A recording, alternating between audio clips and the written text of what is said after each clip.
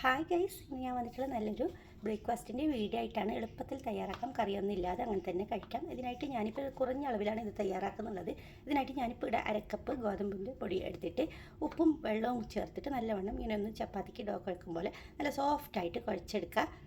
ഇതേപോലെ ഞാനിപ്പോൾ അരക്കപ്പ് അളവിലാണ് ഇത് പറയുന്നത്. അപ്പോൾ നിങ്ങൾക്ക് കൂടുതൽ ആളുണ്ടെങ്കിൽ ഇതിനെല്ലാം ഡബിളാക്കിയിട്ടോ ട്രിപ്പിളാക്കിയിട്ടോ എടുത്താൽ മതി. ഞാൻ അരക്കപ്പിലാണ് ചെയ്ത് കാണിക്കുന്നത്. അത് നമുക്ക് കുഴച്ചിട്ട് അവിടെ വെക്കാം.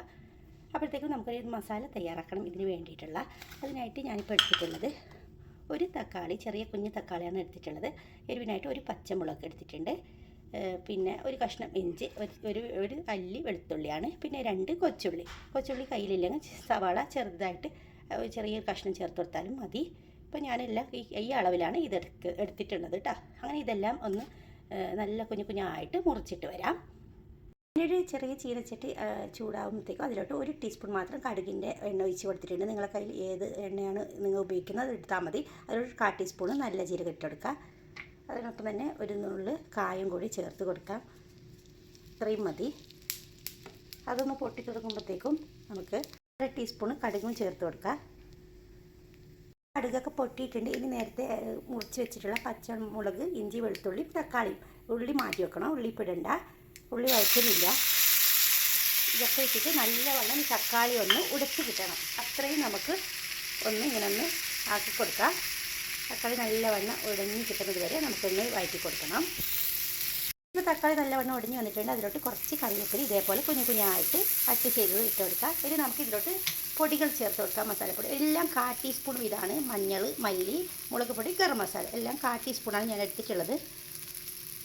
എന്നിട്ട് നമുക്ക് നല്ലവണ്ണം തീ കുറച്ച് കൊടുത്തിട്ട് നമുക്കിതൊന്ന് ഇതിൻ്റെ സ്മെല്ല് പോകുന്നത് വരെ ഒന്ന് വഴറ്റിയെടുക്കാം.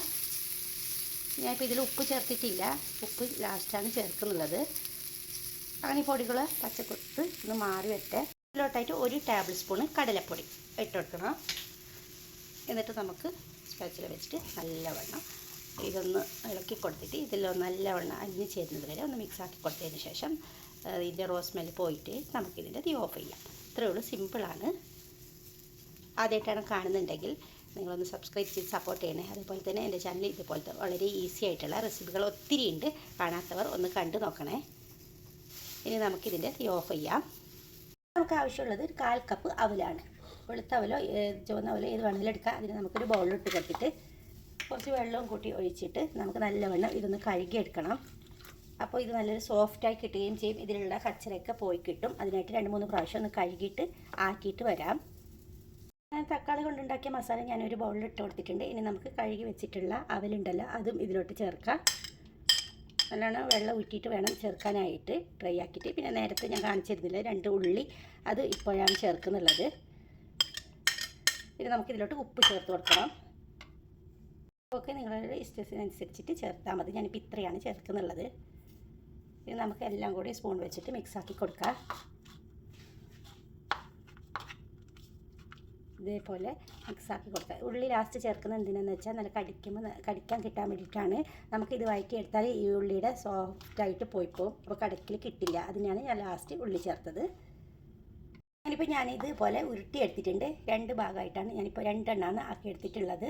ഇതേപോലെ നല്ല ടൈറ്റിൽ ഇങ്ങനെ ഒന്ന് കുഴച്ചിട്ട് ഉരുട്ടിയെടുത്താൽ മതി. ഇനി നമുക്ക് നേരത്തെ കുഴച്ച് വെച്ചിട്ടുള്ള ഡോ ഉണ്ടല്ലോ അതും ഇതേപോലെ 2 പാർട്ടാക്കി മാറ്റാം. നിങ്ങൾ എത്ര എണ്ണം ഉണ്ടാക്കുന്നോ അത്രയും ഇത് ബോളാക്കി മാറ്റാം കേട്ടോ. എന്നിട്ട് നമുക്ക് ഇതൊന്ന് കൈ കൊണ്ട് ഇതേപോലെ ഒന്ന് ഇങ്ങനെ ആക്കി കൊടുക്കാം.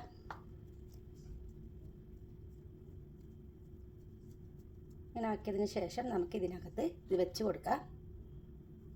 എന്നിട്ട് നമുക്ക് നല്ലവണ്ണം ഇതൊന്ന് കവർ ചെയ്തെടുക്കണം. ഫില്ലിങ് അകത്ത് വരുന്ന വിധത്തിൽ വേണം കവർ ചെയ്തെടുക്കാനായിട്ട്. ഒട്ടും തന്നെ പുറത്ത് പോകാൻ പാടില്ല.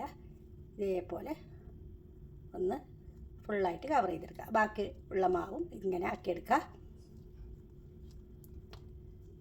ഇങ്ങനെ ഒന്ന് പ്രസ് ചെയ്തിട്ട് എടുക്കുക. ചെറിയൊരു പാത്രത്തിൽ 1 സ്പൂണ് ഗോതമ്പ് പൊടി എടുത്തിട്ടുണ്ട്. നമുക്കിതൊന്ന് ഡിപ്പ് ചെയ്തിട്ട് എടുക്കണം. ഈ ഒട്ടിച്ച ഭാഗം മുകളിൽ വരുന്ന വിധത്തിൽ വേണം ഇങ്ങനെ ഒന്ന് ഇതിലോട്ട് മുക്കിയെടുക്കാനായിട്ട്.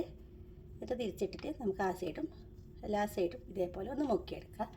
പരക്കി കൊടുത്താൽ മതി ഇതേപോലെ. എന്നിട്ട് നമുക്ക് ഇതിൽ വെച്ച് കൗണ്ടർ ടോപ്പിൽ വെച്ചിട്ട് ഒന്ന് പരത്തി കൊടുക്കാം. ഇങ്ങനെ ഒന്ന് പരത്തിയെടുക്കാം. ചപ്പാത്തിയൊക്കെ ഉണ്ടാക്കുന്നില്ല അതേപോലെ. ശ്രദ്ധിക്കുക, ഈ റോൾ പിന്നെ ഇത് നടുക്ക് വരുന്ന വിധത്തിൽ തന്നെ വേണം, ഇല്ലെങ്കിൽ ഇതിൻ്റെ മസാലയൊക്കെ അങ്ങോട്ടായിട്ട് പുറത്ത് വരാൻ ചാൻസ് ഉണ്ട്. അപ്പോൾ അതൊക്കെ ഇങ്ങനെ ഒന്ന് തിരിച്ചിട്ട് പരത്തിയെടുക്കാം. അങ്ങനെപ്പോൾ ഞാൻ ഇതേപോലെ പരത്തി എടുത്തിട്ടുണ്ട്. ഇത്രയും തിക്കലാണ് എടുത്തിട്ടുള്ളത്. ചൂടായ പാനിലോട്ട് ഇതൊന്ന് ഇട്ട് കൊടുക്കാം. എന്നിട്ടൊരു 5 സെക്കൻഡ് കഴിയുമ്പോൾ നമുക്കിതിനൊന്ന് തിരിച്ചിട്ട് കൊടുക്കാം. ഇപ്പോൾ ഞാനിതിൽ ഓയിലോ എണ്ണയൊന്നും ചേർത്തിട്ടില്ല. ഇതൊരു 5 സെക്കൻഡ് കഴിയുമ്പോൾ നമുക്ക് തിരിച്ചിട്ട് കൊടുക്കണം. തിരിച്ചിട്ട് കൊടുക്കാം. എന്നിട്ട് ഇതിന് മുകളിലോട്ടായിട്ട് കുറച്ച് ഗീ, നിങ്ങൾക്ക് ഇഷ്ടമുണ്ടെങ്കിൽ ചേർക്കാം, ഇല്ലെങ്കിൽ ഇത് അവോയ്ഡ് ചെയ്യാം. ഗീ ഇഷ്ടമില്ലെങ്കിൽ, കാരണം നമ്മൾ ഈ കറി ഇല്ലാതെ എല്ലാം കഴിക്കുന്നുള്ളത്.